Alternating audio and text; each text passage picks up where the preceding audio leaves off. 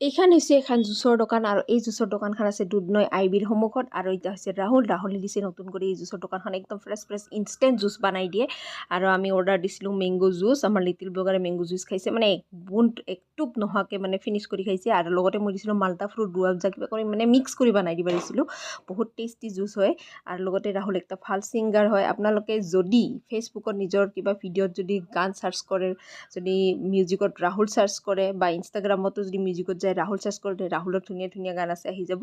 আৰু বহুত ফানি হয় ৰাহুল একদম মানে কমেডি কৰি থাকে আৰু বিৰাট জমনি মানুহটা বিৰাটেই ভাল লাগে ময়ো মোৰ জুচখিনি খালোঁ তাৰপিছত মোৰো বিৰাট মানে ভাল লাগছে তো মই কেনে ক'লোঁ দে এইবাৰ এটা গানকে শুনাওঁ বুলি